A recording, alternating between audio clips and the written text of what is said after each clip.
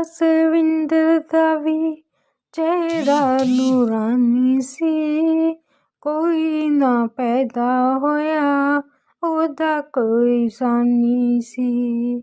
ਰੋਸ਼ਨ ਮੀਨਾਰ ਬਣ ਗਏ, ਰੋਸ਼ਨ ਮੀਨਾਰ ਬਣ ਗਏ, ਹੋਇਆ ਦੂਰ ਹਨੇਰਾ ਸੀ, ਸਭ ਦੇ ਦਿਲਾਂ ਵਿੱਚ ਕੀਤਾ ਬਸੇਰਾ ਸੀ। ਮਿਸ਼ਨ ਅਵਤਾਰ ਵਾਲਾ, ਮਿਸ਼ਨ ਅਵਤਾਰ ਵਾਲਾ, ਕਰ ਕਰ ਖਲੀਲਤਾ ਰੱਖ ਕੇ ਹੈ ਨਾਮ ਆਇਆ, सुदीक्षा हरिदेव दा। नमस्कार, धन निरंकार जी।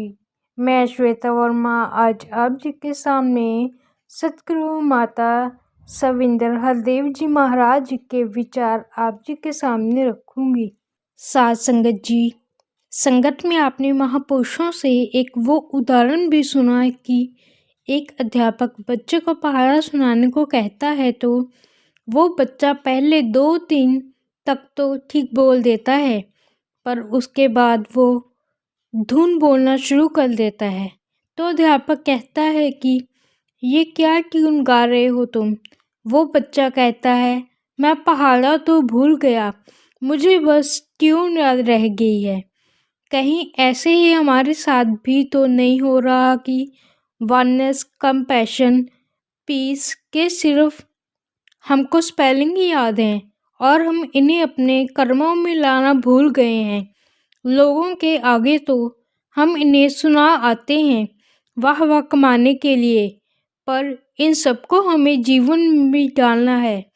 जो भी महापुरुष इनको जीवन में ढाल लेते हैं उनका जीवन एक रोशन मीनार होता है, सबको उनके जीवन से सीख मिलती है। बाबा जी से आपने एक वो उदाहरण भी सुना कि अगर नाली में कोई सोने की चीज़ पड़ी होती है तो आसपास चाहे जितनी भी गंदगी हो उसकी परवाह किए बिना उस चीज़ को उठा लेते हैं, क्योंकि सोने की कीमत तो सब जानते हैं। सोने की कीमत तो फिर भी कम ज़्यादा होती रहती है, पर ये जो मानवीय मूल्य हैं ये तो अनमोल हैं, इनकी कीमत हम कभी नहीं डाल सकते।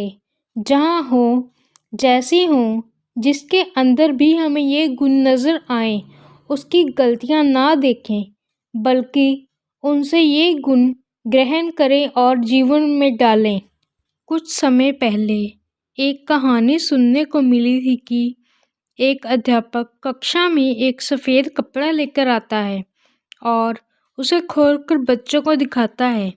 उस कपड़े पर एक छोटा सा काला धब्बा होता है। वह बच्चों को उस कपड़े पर एक निबंध लिखने को कहता है। कुछ दिन बाद उसके मूल्यांकन पर चर्चा के लिए अध्यापक बच्चों को बुलाता है और उनसे कहता है कि इतने बड़े सफ़ेद कपड़े पर आपको और कुछ नहीं नज़र आया, सिर्फ एक छोटा सा धब्बा ही नज़र आया, क्योंकि अधिकतर बच्चों ने निबंध काले धब्बे पर ही लिखे थे और सफ़ेद कपड़े के ऊपर तो थोड़ी सी लाइनें ही लिखकर अध्यापक को दे दिया था। कहीं पर तो बच्चों ने पूरे का पूरा निबंध ही उस काले धब्बे पर ही लिख दिया था।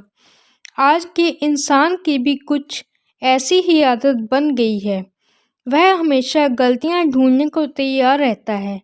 कई बार तो ऐसा भी होता है कि किसी व्यक्ति को अगर वह जानता है तो यह भी कहता है कि वह एक बहुत अच्छा इंसान है, पर अगर उसमें भी कोई गलत बात नज़र आती है तो उसके ऊपर चर्चा करना शुरू कर देता है।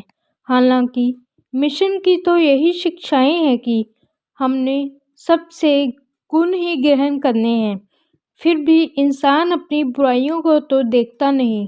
सब यही कहते हैं कि ज़माना खराब है।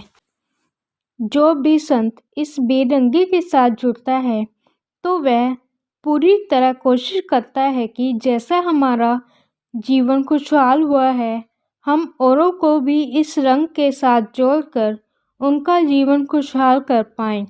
ऐसे संत महापुरुषों के लिए तो हर रोज़ ही त्योहार होता है, क्योंकि उनका अपना जीवन भी पवित्र होता है। निरंकार कृपा करे अंत श्वास तक इस बेरंगी के साथ जुड़कर सेवा सुमन सत्संग करते हुए ये जीवन बीते। प्यारी साध संगत जी, प्यार से कहना धन निरंकार जी।